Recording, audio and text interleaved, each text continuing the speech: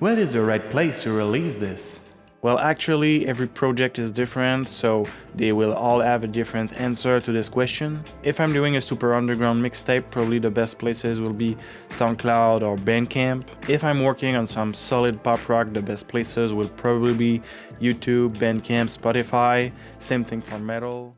Thanks so much for tuning in. This week we're marking the end of the How to Create an EP from Scratch series with the last video. In this video, I'll explain how you can release your music easily. So the first thing I'll talk about are the different platforms on which you can release your music and which one should be the right one for you. Then I'll walk you through the steps that I'm going through to release my own EP. Lastly, I'll try to sum up what we did in this series. So let's start right here with the distributors. So the most important thing to ask yourself when you're about to release some music is, what is the right place to release this? Well, actually, every project is different, so they will all have a different answer to this question. If I'm doing a super underground mixtape, probably the best places will be SoundCloud or Bandcamp. If I'm working on some solid pop rock, the best places will probably be YouTube, Bandcamp, Spotify. Same thing for metal. Pop music in general is released on Spotify. Now, I won't walk you through every single genre there is. What I'd like you to ask yourself instead is, where does this kind of music that I'm working on gets played? You can easily find it out just by checking similar artists to what you're doing and looking where they're releasing their music. Your best bet is probably to use the same platform that they're using. Now that you've set your mind on which platform you want to use, the next step is to choose the distributor. There's possibility to not even use a distributor, for example if you use SoundCloud, YouTube or Bandcamp. There are some platforms like Spotify or iTunes that will need a distributor to put your music on there. Now, I'm not a pro with distributors, and this could be a whole video on its own. There's already a lot on YouTube. But I'll go simply and say that if you go with DistroKid or CD Baby, they should cover a lot of different projects and they're totally legit options. So if you're not sure, go with one of those two. Okay, so if we talk about my own release now, so the Rooftops EP is lo-fi hip-hop music, or at least that's what it's intended to be. This kind of music is mainly played on YouTube, on SoundCloud, and on Bandcamp, so those are exactly the platforms I'm aiming for.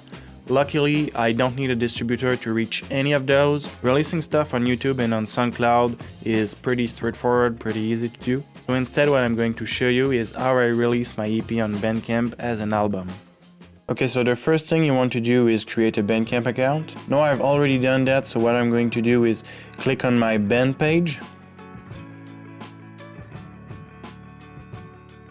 And from there, you're on your own Bandcamp area. Now what you're going to do is click on the plus add button. And you're going to select album. Now everything else from this point on is pretty straightforward. You have to put in the name of the release, you have to upload the artwork, you have to put your tracks to. You can choose a price and they have some recommendation if you click here on prices that work well, so you can follow this chart or go with just a price that you feel comfortable yourself going with. Then I can upload my artwork.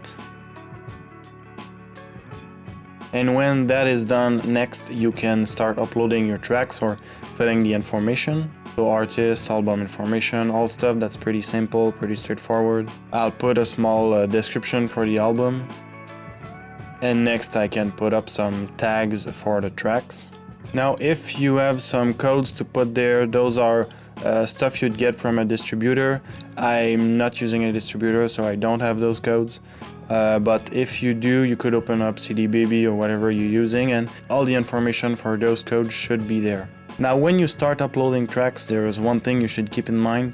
The tracks you upload won't take the name of the files you're uploading, they'll take the name that you're inputting instead. So what you should do is simply name them with the title of the tracks, and everything else is supposed to be filled out by Bandcamp when someone downloads your tracks. If you have features on your track, you can also put that directly in the title and it will all follow when someone downloads your tracks.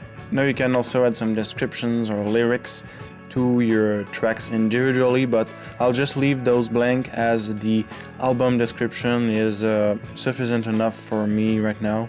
Now for the rights section, you have different choices. Generally, going with all rights reserved is good enough, and it's actually accurate enough too. But if you're not sure, or if you want to do something public domain or something different, each different possibility has a small description next to it that you can click and get some info on it.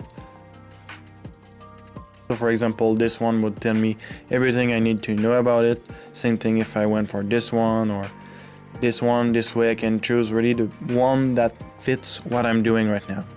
Here you have a track ISRC. That's just like before, again, a code you can get from a distributor if you've released this with a distributor.